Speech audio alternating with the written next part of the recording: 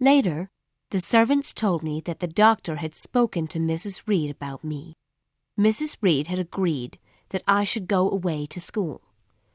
Mrs. Reed's servant, Mrs. Abbott, said Mrs. Reed would be happy to send me away. She told me that my father had been a poor man. He married my uncle's sister, Miss Jane Reed of Gateshead. She was my mother. The Reed family was so angry that they never spoke to my mother again. Sadly, only a year after their wedding, both my parents died of a sickness and left me alone when I was only a baby. But many weeks passed, and Mrs. Reed did not send me away to school. One day when she was scolding me, I asked her a brave question. "Aunt, what would Uncle Reed say to you if he were alive?" I asked. "What did you say to me?" cried Mrs. Reed. Her small, cold gray eyes were afraid. She stared at me as if I knew something she did not know. "My Uncle Reed is now in heaven, and he knows everything you think and do. So do my parents. They know how you are cruel to me and how you hate me." Mrs. Reed slapped my face and left me without saying anything. Bessie scolded me and said I was the worst child in the country for saying such things. Truly, with so much hate in my heart, I did feel terrible. Christmas came, but I received no gifts or new clothes. Every evening I watched Eliza and Georgiana putting on their new dresses and going out to parties. Sometimes Bessie would visit me in my bedroom.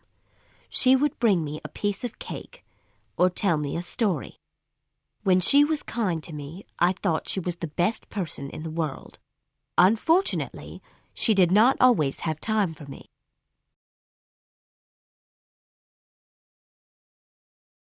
One morning in the middle of January, Bessie told me a visitor wanted to see me. Who could it be? When I entered the breakfast room, I saw a tall, thin man dressed all in black. He had a cold face like a stone. "This is the little girl I wrote to you about," said Mrs. Reed to the stranger. "Well, Jane Eyre," said the stranger, "are you a good child?" It was impossible to say yes, with Mrs. Reed sitting there, so I was silent. "No, she is a terrible child, Mr. Brocklehurst," said Mrs. Reed, shaking her head. "I'm sorry to hear that," he answered. "Come here, Jane Eyre, and answer my questions.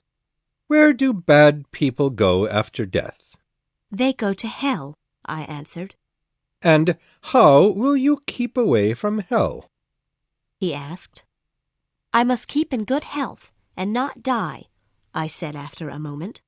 Wrong. Another question. Do you enjoy reading the Bible? "Yes, sometimes," I said slowly. That is not enough. Your answers show me that you have a wicked heart. You must pray to God if you ever want to go to heaven. "Mr. Brocklehurst," said Mrs. Reed, "I told you in my letter that this little girl is very bad inside. if you accept her at Lowood School, please make sure that the teachers know how bad she is. She will try to lie to them, of course. You see, Jane, you cannot try your tricks on Mr. Brocklehurst."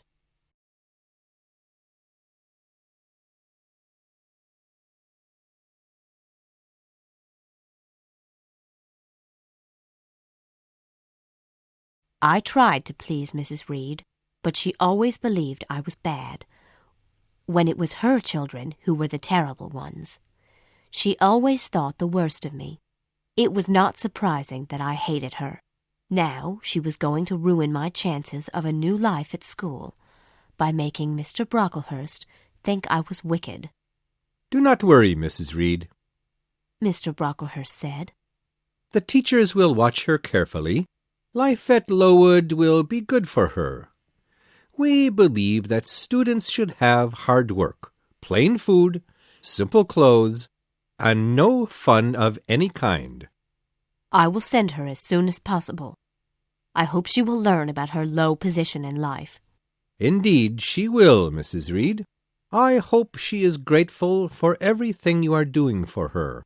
Little girl, read this book. It tells the story of the... I tried to please Mrs. Reed, but she always believed I was bad. I tried to please Mrs. Reed, but she always believed I was bad, when it was her children who were the terrible ones. She always thought the worst of me. It was not surprising that I hated her.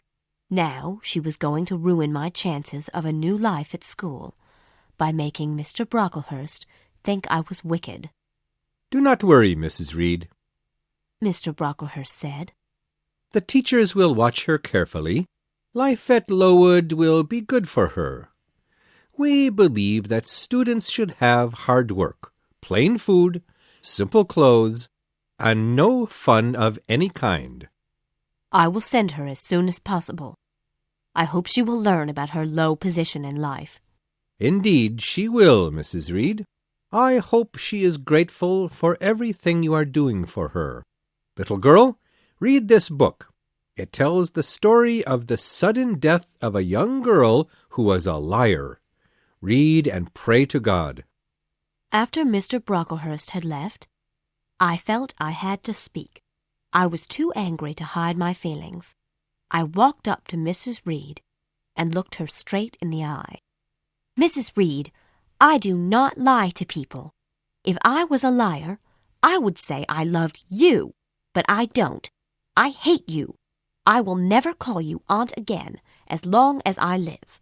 If anyone asks how you treated me, I will tell them the truth, that you were cruel to me. You never gave me a chance to show you that I am a good girl. People think you are a good woman, but you are lying to them. At last I had said what I really felt. It made me feel much better, even though I did not know what Mrs. Reed would do to me. But I saw that she looked frightened and unhappy. Jane, I want to be your friend. You don't know what you are saying. You are too excited and angry. Go to your room and lie down. No, Mrs. Reed, I don't need to lie down. I'm very calm. Send me to school soon, Mrs. Reed. Then we will both be happier. I hate living here. I will indeed send her soon, Mrs. Reed said to herself.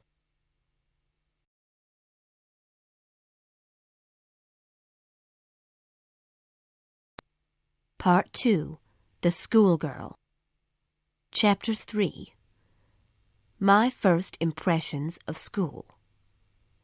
Finally, in the middle of January, I left Gateshead for Lowood School.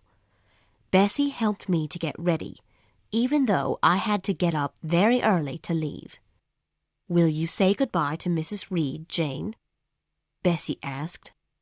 No, she doesn't want to wake up. Anyway, I don't want to say anything to her, or the Reed children. They've always hated me. Oh, Miss Jane, don't say that. Well, it's true. Goodbye to Gateshead, I shouted happily, as we left the house and walked towards the road to wait for the coach. Soon it arrived. It was full of people. The driver took all of my clothes and things and told me to get in quickly. Bessie kissed me for the last time as I held tightly to her. She told the driver, "Make sure you take care of her. 50 miles is a long way for a young child to travel when she is alone." I will, he answered. The door was closed and the coach rolled off. It felt strange to be leaving Gateshead. Even though I hated life there, it had been my home for as long as I could remember.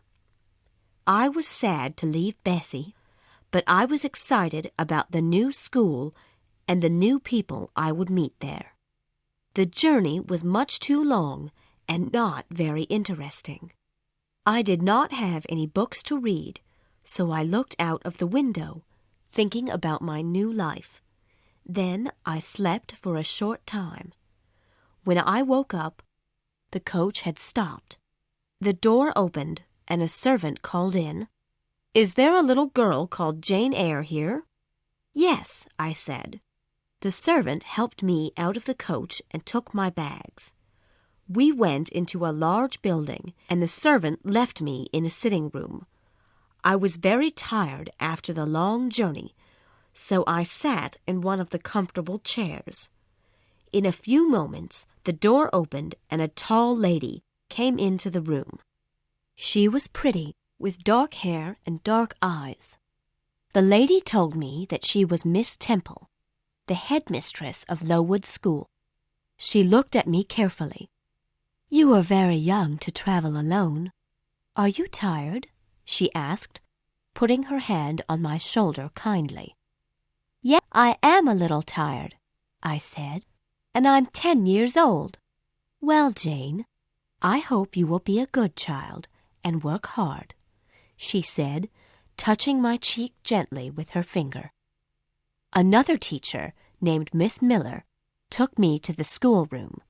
In this large room, there were about 80 girls who sat doing their homework. The oldest girl looked about 20 years old. I sat on a bench near the door and watched them quietly.